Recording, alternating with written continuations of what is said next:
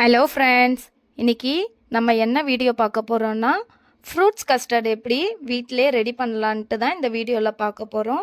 நல்ல டேஸ்டியாக ஹெல்த்தியாக ஹோம்மேடாக எப்படி பண்ணுறதுன்ட்டு இந்த வீடியோவில் பார்க்கலாம். வாங்க வீடியோக்குள்ளே போகலாம். ஃபஸ்ட்டு அடுப்பை பற்ற வச்சுக்கோங்க.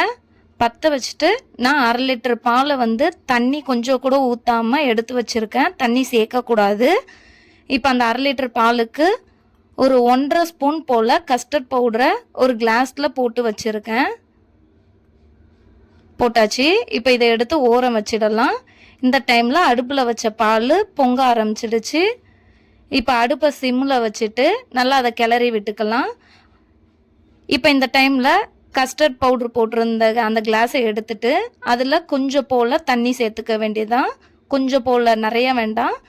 உங்ககிட்ட பால் இருந்தால் பால் சேர்த்துக்கோங்க, இல்லைன்னா தண்ணியும் மிக்ஸ் பண்ணிக்கலாம். என்கிட்ட பால் இல்லை, அதனால் நான் தண்ணி ஊற்றி மிக்ஸ் பண்ணி எடுத்துக்கிறேன். கட்டி இல்லாமல் நல்லா கரைச்சி வச்சுக்கோங்க. இப்போ கொதிச்சுட்டு இருக்க பாலில் நம்ம இந்த கஸ்டர்ட் லிக்விடை ஊற்ற போகிறோம். இப்போ பாருங்கள், செஞ்சு வச்சுருக்கத ஊற்றிட்டு இதை அடி பிடிக்காமல் நல்லா மிக்ஸ் பண்ணி எடுத்துக்க வேண்டியது தான். ஒரு 5 மினிட்ஸ் போல் பாலை கொதிக்க விட்டுருங்க. அது கொதிக்கட்டும். இப்போ பால் நல்லா கொதிச்சிடுச்சு. ஒரு 5 மினிட்ஸில் திக்காகி வந்துடுச்சு. ஆஃப் பண்ணிடலாம். இப்போ இந்த பாலில் நம்ம என்ன பண்ண போகிறோன்னா ஒரு 5 ஸ்பூன் போல் சுகர் ஆட் பண்ணிக்க போகிறோம். நான் ஒரு சின்ன கிளாஸில் 1/2 டம்ளர் போல் வச்சுருக்கேன், ஆனால் அளந்து தான் வச்சுருக்கேன். 5 ஸ்பூன். இதை நல்லா மிக்ஸ் பண்ணிவிட்டு ஃப்ரிட்ஜில் ஒரு 2 மணி நேரத்துக்கு வச்சுக்க வேண்டியதான். இந்த டைமில் நம்ம தேவையான அளவு ஃப்ரூட்ஸ் எடுத்துக்க வேண்டியதான். என்கிட்ட இன்றைக்கி இந்த ஃப்ரூட்ஸ் தான் இருக்குது. ஆப்பிள், மாம்பழம், மாதுளம்பழம், கொஞ்சம் போல் திராட்சை. இதை கட் பண்ணி நல்லா பொடியாக கட் பண்ணி எடுத்துக்க வேண்டியதுதான். இப்போ 2 ஹவர்ஸ் ஆகிடுச்சு.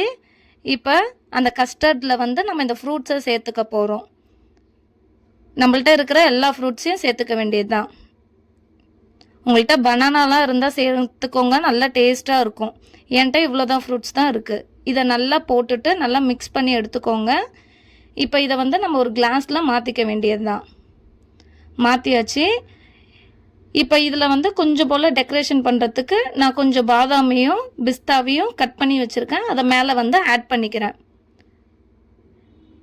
இதில் நீங்கள் எந்த ஃப்ரூட்ஸு எந்த நட்ஸு வேணாலும் ஆட் பண்ணிக்கலாம். நல்லா டேஸ்ட்டாக இருக்கும். இப்போ பாருங்கள், நட்ஸை நான் கொஞ்சம் ஆட் பண்ணிட்டேன். எவ்வளோ சூப்பராக இருக்குது பாருங்கள்.